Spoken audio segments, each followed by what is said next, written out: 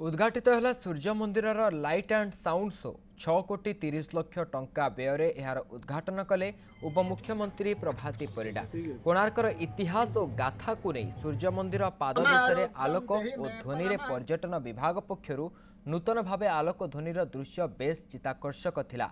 एही light and sound show द्वारा सूर्य मंदिर को बुलिबाकू आसुथबा देश विदेशर पर्यटक कोणार्कर कथा गारिमा एवं सूर्य मंदिर निखुण कारुकार्य को भरपूर उपभोग करें।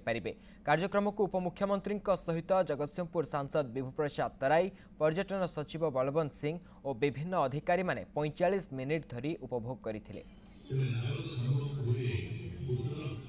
देश विदेशर एवं राज्यर विभिन्न अंचल आसुवा पर्यटक माने यार इतिहास संपर्क में जानिबा ये सहज कथा नथिला। मु स्वतंत्र भाव में आमर धन्यवाद जनइबी आमर पर्यटन मंत्री उपमुख्यमंत्री प्रभाती परिडा को जी तांकर निज चेष्टार एवं पर्यटन मंत्री भाव में ये जो लाइट एंड साउंड रो जो व्यवस्था करिसेंती सेथिपई से स्वतंत्र भाव धन्यवाद पात्र।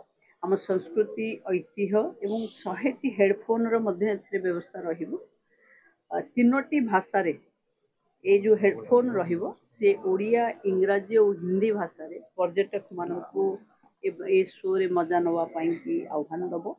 तेणु मु भावुची आम अंचल दीर्घ दिन ये दाबी थिला कि कोणार्कर लाइट और साउंड रो शो तुरंत आरंभ हो बोली। आमर महोत्सव इको रिट्रीट पूर्वर ये light and show sound show आरंभ हो पर्यटक मान को बहुत भाव में आकृष्ट कर।